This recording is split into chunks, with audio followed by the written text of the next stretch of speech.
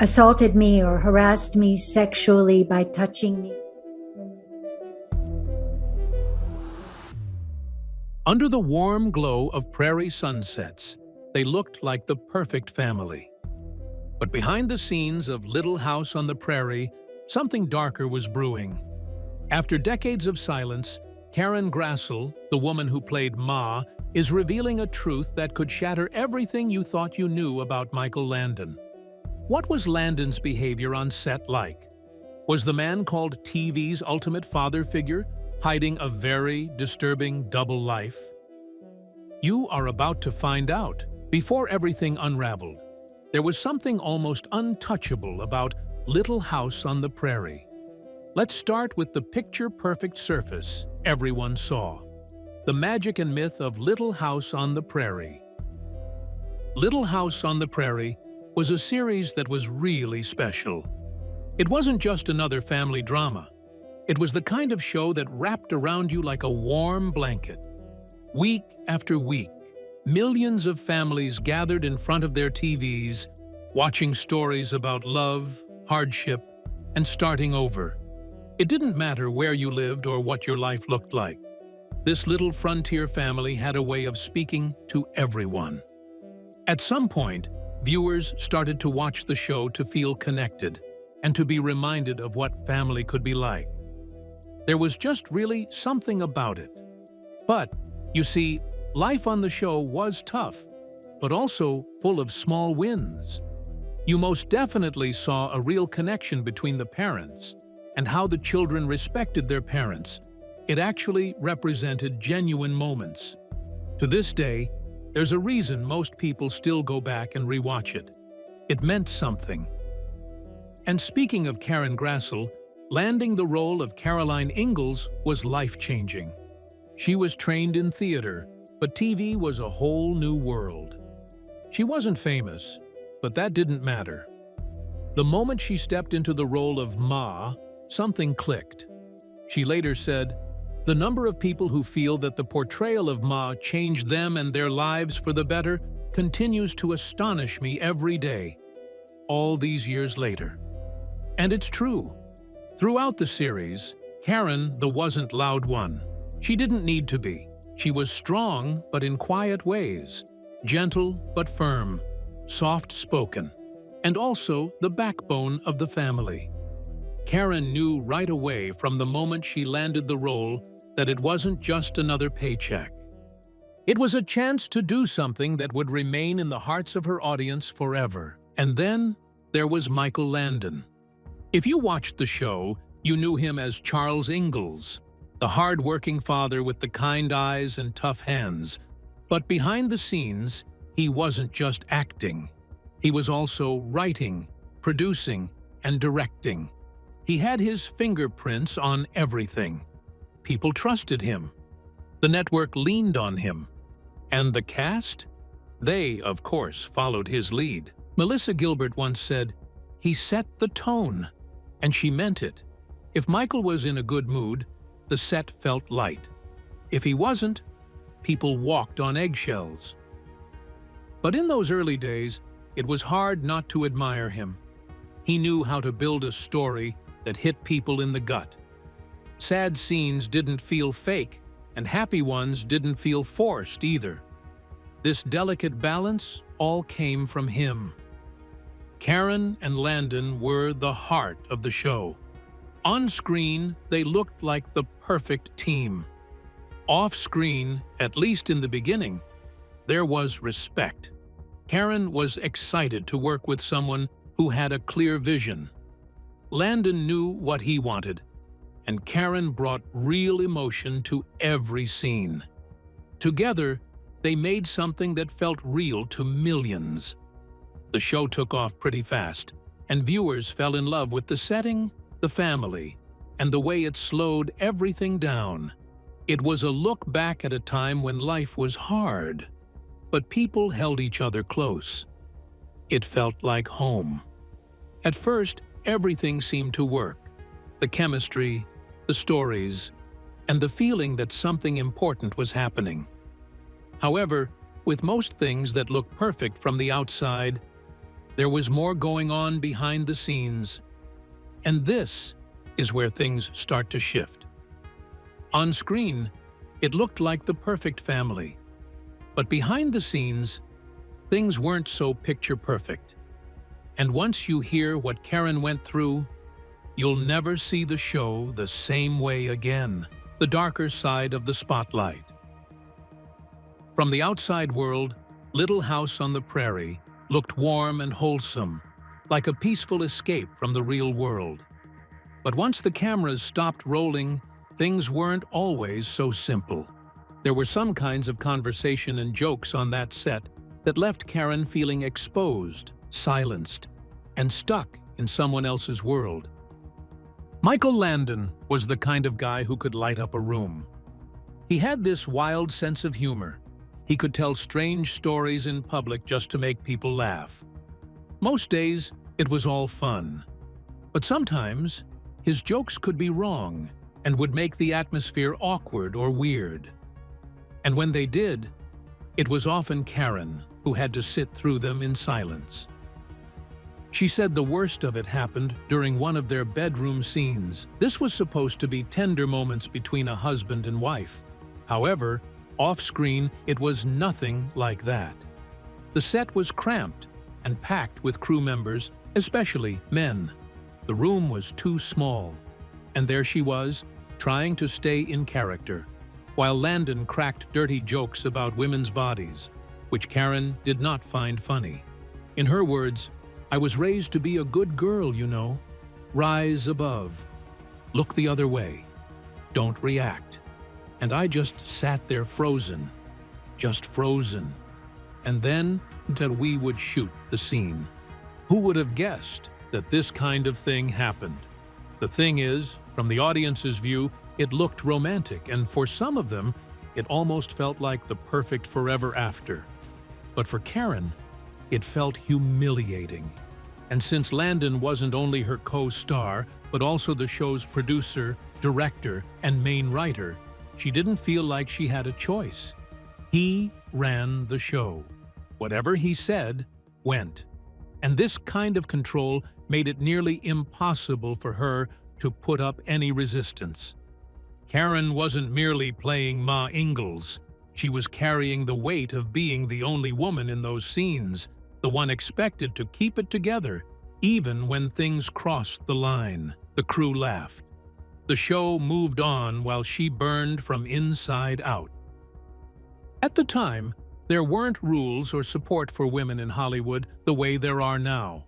Intimate harassment wasn't something people talked about, and standing up could cost you your job. So Karen buried her grievances, kept a low profile, smiled when needed, and did the work. And the truth is, it was Landon's world. If you were part of the show, you had to play by his rules, even when they hurt. Karen wasn't the only one to notice his control. Others on set said Landon liked to micromanage. He was the boss in every room, and even though that helped shape the magic of the show, it also created tension, especially for someone like Karen, who wanted to do her job without being made the butt of a joke. She said that staying silent came at a price. The jokes, the pressure, the feeling of being outnumbered wore her down. But quitting was not an option on the menu, even though there were days she wanted to scream and tell him to stop. But back then, being professional meant keeping your mouth shut. She said, "As a woman in the 1970s film industry, I was so accustomed to these put-downs, it never occurred to me to sharply rebuke him. I kept up the professionalism. I'd be the good girl, play the part, and hope." And that silence didn't end when filming did. It hung in the air once the day's shoot was over. Karen later spoke about that silence in her memoir, Bright Lights, Prairie Dust, Reflections on Life, Loss, and Love from Little House's Ma. It was released in 2021. She wanted people to know what it really felt like to be in that position, to have to smile for the camera while holding in something painful, to be praised for playing the perfect TV mom while being invisible behind the scenes. Little House looked like a family. And in some ways, it was. But for the perfect screen mom, there were times when it felt more like a trap than a home. A show that taught kindness while hiding things that weren't kind at all. And when she finally did speak up, she wasn't looking for sympathy. She simply wanted to tell the truth. Because behind the soft music and prairie sunsets, there was a cost to keeping her mouth shut. And for her, it was time people heard what really happened. What happened next didn't come out of nowhere, but when it finally did, it shifted everything. Karen had a choice to make, and none of the options were easy. When standing up meant risking it all. Karen stayed quiet for a long time, but by the end of the first season, something didn't sit right anymore. When it came time to renegotiate her contract, she asked for a raise. It was not like she was being greedy, or, as some would say, financially gluttonous. She felt like her role as Caroline deserved to be paid fairly, especially as a lead role. Landon's response, as expected of him, was icy, and he didn't take it all too well. He told her NBC's test audiences didn't respond strongly to Caroline Ingalls, implying she wasn't popular enough to merit more money. Karen said later, "I felt insulted as his co-star on a hit series. I didn't want to gouge anybody, but I expected a fair wage." Not long after, she started noticing changes. Her lines got shorter. Her scenes got cut. The entire storylines that were supposed to center around her quietly disappeared. She said it felt like she was fast becoming the incredible shrinking woman. Landon grew cold toward her and stopped inviting her to meetings. There were no more friendly chats between both of them, and the atmosphere changed so drastically that people on set could feel it, even if no one was bold enough to say anything about it to the big boss. But this didn't stop Karen. She kept doing her job. She showed up. She acted well on scenes, but it stung. She described Landon as having an overbearing personality, especially towards female colleagues, implying that he was a very complex guy who used dirty jokes and off-color comments to push boundaries. And it was surrounded by men laughing at these jokes. I mean, that was really over the line. "We didn't have a word for unwanted advances in those days," she said. Also, Hollywood in the 70s didn't make it easy for women to speak up. Don't forget that Landon wasn't just the lead actor. He was the executive producer, the showrunner, the face of the whole thing, literally.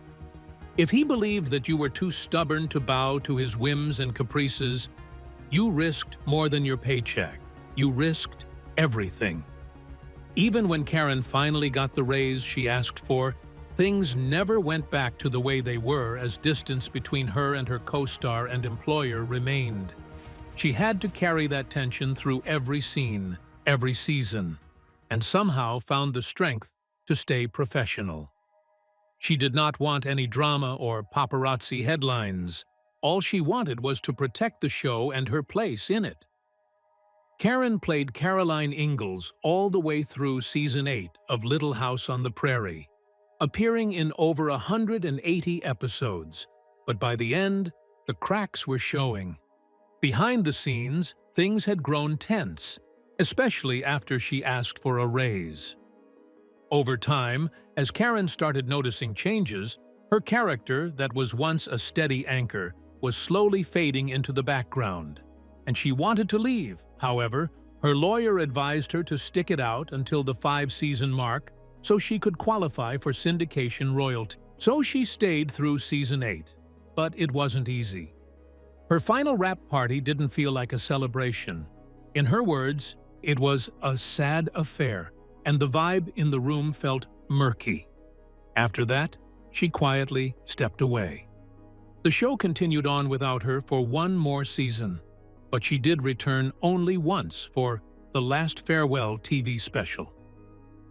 But Karen's story wasn't the only one unfolding behind the camera. Others saw it too, and some have their own version of what life on that set was really like. life on set, witness accounts, and other perspectives. Working on Little House on the Prairie wasn't the same for everyone. Depending on who you ask, Landon was either a generous mentor or a tough boss who ran a tight ship. Some days, he was both. Melissa Gilbert, who played Laura, remembers Landon as deeply kind. She called him the quarterback, who set the tone for the entire cast. Melissa spent time with him off-set, hung out with his family, and even went on vacations with them. She described feeling incredibly safe under his guidance. That sense of trust and mentorship stayed with her, even as others faced a different side of Landon. Allison Arngrim, the lady who played Nellie Olson, had a slightly different take. She acknowledged Landon's kindness and said he once gave her a stereo for Christmas, but she didn't ignore the cracks. Allison said, "He was generous and stingy. We'd get these fabulous Christmas presents, but he also ran the tightest ship in town." She remembered co-stars grumbling about their salaries, especially when they saw how much Landon was making as producer, director, and lead actor. And it wasn't just the actors who noticed. Crew members often talked about how Landon preferred to hire people for cheap services. Charlotte Stewart, who played Miss Beadle, once said the pay was, "First, Mike got us pretty inexpensively by Hollywood standards. Mind you, these were the biggest and most consistent paychecks of my career. But even Kevin Hagen said publicly once that they got us cheap." For many of the women on set, the pay gap was frustrating. And it only got worse when they spoke up. Karen knew this firsthand. While Karen was dealing with being sidelined and ignored after standing up for herself, others like Melissa were still getting invited to family dinners and backyard parties. This contrast is what makes the behind-the-scenes story so layered. The experiences weren't the same, even if the show looked perfect from the outside, because the stars who were not bold enough to speak out for themselves remained on the boss's good side. Dean Butler, who played Almenzo, saw Landon as the heart of the production. He credited him for keeping the stories grounded and emotionally honest. Dean Butler literally said, "Michael also has a way he can turn that on a dime and find the humor in a moment, which immediately can yank you back away from the sentimentality into a good-natured laugh." And I think that the balance that he was able to strike allowed the audience to be surprised by where the emotions turn. Even Allison said that despite the low pay, Landon had a clear vision and didn't compromise on the show's tone or message. The truth is, Landon had a lot of power. When he was in a good mood, the energy on set felt light, creative, and fast-moving.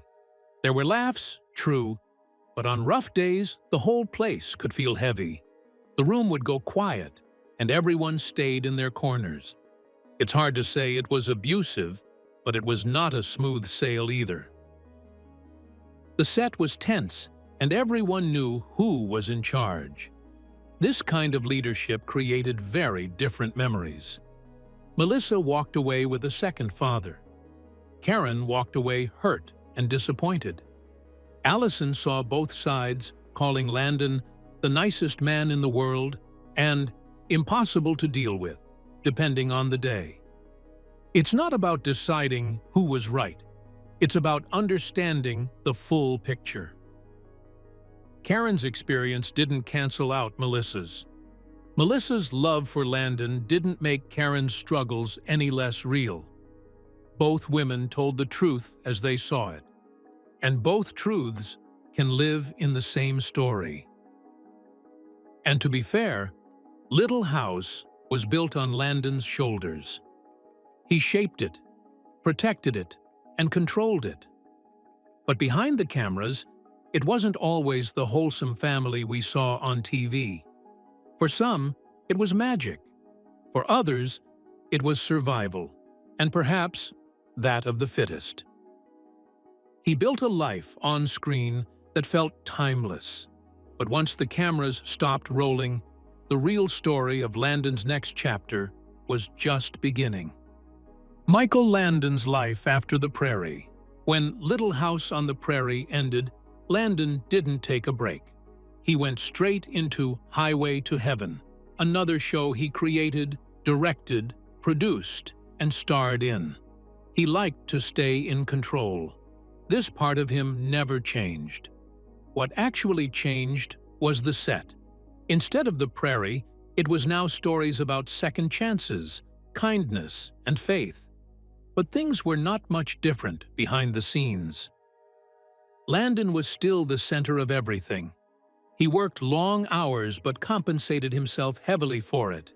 He drove flashy cars, wore gold chains, and drank himself a good dose vodka in the morning. Alison Arngrim, who played Nellie Oleson, said it best. It was the 70s. People drank, people smoked. Michael Landon did all of these things. It was kind of strange. You're on set and people are standing around with cigarettes and glasses of gin. It seemed odd, but that was TV in the 70s. It was like Mad Men Landon was so not Pa. That was the truth. What fans saw on TV wasn't who he really was on set. And honestly, he wasn't alone. In the 1970s, this kind of behavior was everywhere in Hollywood. Big stars ran their shows, called all the shots, and no one really questioned it. Drinking on the set wasn't shocking. Off-color jokes were part of the workday. If you had power, you used it. If you didn't, you stayed quiet. The power gap was real. And on a show that ran for years, it got harder to push back. Karen knew this well. Remember, she clashed with Landon over her role, her lines, and her pay. But standing up to him came with a cost. If you were seen as difficult, you risked getting written out or worse, being blacklisted. But today, things look different. The silence around bad behavior started to break. Cast and crew now have more ways to speak up, to protect themselves, and to hold powerful people accountable. The way Landon ran his sets might have been normal back then, but today, it will most definitely be a red flag. However, even complicated people can leave a mark. Landon had a way of creating shows that pulled people in. He made family dramas feel big. He made viewers care. And even when his personal life didn't match the characters he played, people kept watching. In April 1991, during a ski trip, Landon collapsed. Doctors ran tests and made a life-changing discovery. The big boss had developed pancreatic cancer. He didn't hide it. Instead, he went on national TV and shared the diagnosis himself.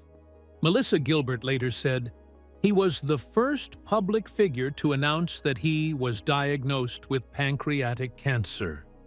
He opened the door for others to talk about a disease few people understood. He tried everything for his health to stay in check. He gave up meat, tried acupuncture, took enzymes, even had surgery for a blood clot. But nothing worked. Unfortunately, he lost his battle on July 1, 1991, at age 54, surrounded by family at his Malibu home. After he passed away, Landon's daughter Leslie made a statement that really stuck. "The one thing that I know was part of my dad's personality was his stubbornness. And I don't think staying on top of his health was a priority. I think he put it aside. I know that my mom often talked about how getting him to his physicals was always a feat," she recalled. She wasn't being critical in any way. Leslie was simply being honest. According to her, Landon had a habit of pushing his health aside. Getting him to see a doctor wasn't easy. In fact, Leslie said he was the kind of man who kept moving, always focused on work or family. But slowing down for a medical checkups was something he almost never did. Looking back, Leslie believes he'd probably say, "Boy, I blew it. I really should have been staying on top of my health every year and making sure I was getting full checkups." Leslie also said the hardest and painful part was the media attention on their family. Paparazzi invaded their privacy to the point where they hid in trees around their house. Well, Melissa Gilbert also never forgot him. On the 34th anniversary of his death, she wrote, "He was a father, a storyteller, a dreamer." She was right. Landon had a complicated legacy, but his work left a mark. He created stories that millions grew up with. He made people believe in something better. But the thing is, you can admire someone's talent and still be honest about their flaws. He produced compelling television, but his work environment wasn't always positive. The way he worked would probably not be acceptable now, and perhaps that's a positive change. Still, his shows were important and influenced many people, and what he left behind was more than just TV shows, and that is what at least matters. But after Karen left the series, her story was far from over. What happened next might surprise you. Karen Grassle's life after the Prairie. When Little House wrapped up, Karen didn't fade into the background. She was still working and still acting, but she was doing that away from the spotlight. At some point, her personal life was shifting, and it was not in a good way. By the late 70s, Karen realized her drinking was getting out of hand. She had grown up watching her father battle alcohol, and now she saw the signs in herself. At a cast lunch one day at work, she had a single glass of wine and couldn't stop thinking about the rest of the bottle. After we went back to work, I couldn't stop thinking about that bottle of wine, and I just was like, what is wrong? I went outside, I went to the bathroom, I had mouthwash, I smoked a cigarette. I did everything I could to distract myself. And still, my mind was like, go get that wine. It was really humiliating, she recalled. Then again, another day, something similar happened. She was invited to speak at a feminist conference. That day, she had too much to drink before going on stage. I talked too long and I was so embarrassed that I had kind of droned on in front of these women that I respected. This incident bothered her a lot, and a friend sat her down and told her, point blank, that she had a drinking problem. However, Karen was oblivious to it and didn't want to accept it.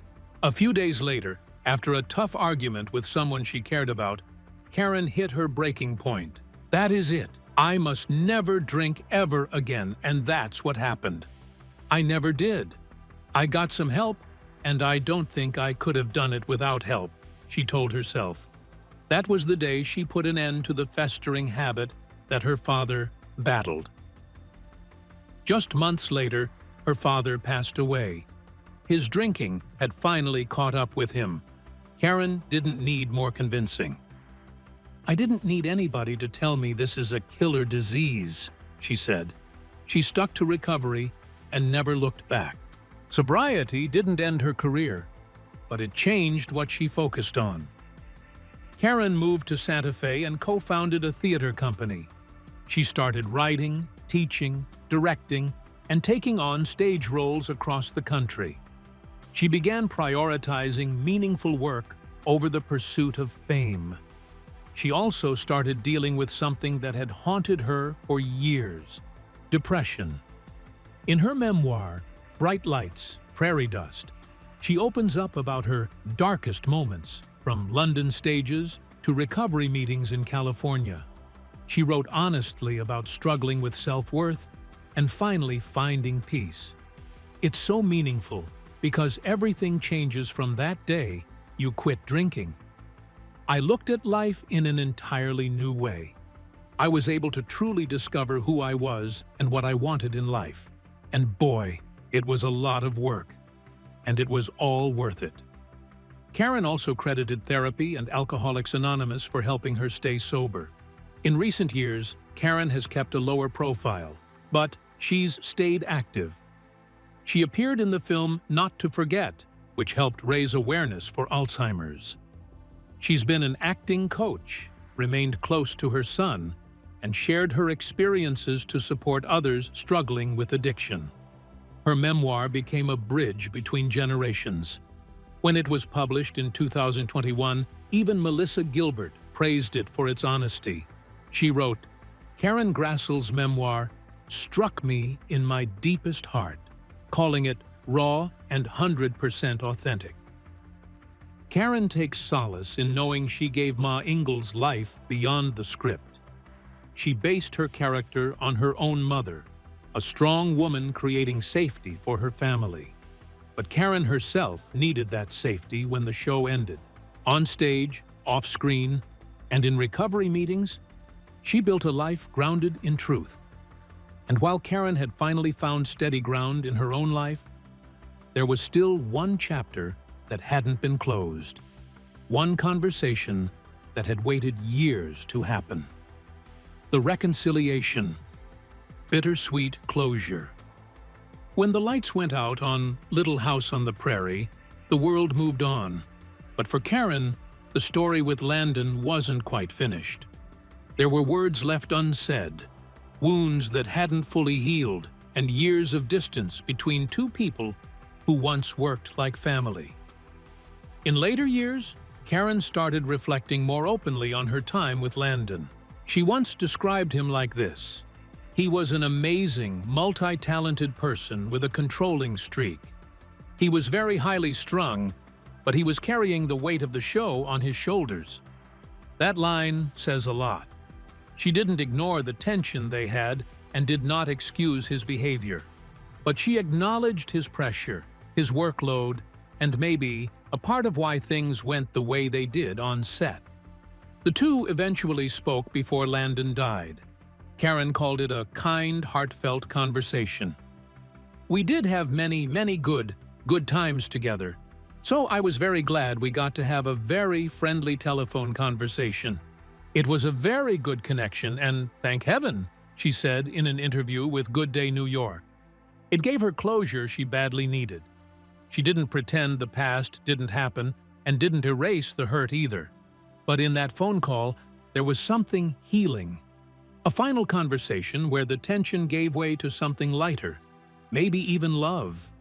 Not romantic love, but the kind that comes from shared history, from years of working side by side and raising a fictional family that meant something real to people. Karen said later, I am very grateful that we mended our fences. This small moment helped her walk away with peace. Reconciliation doesn't always look like a reunion or a headline.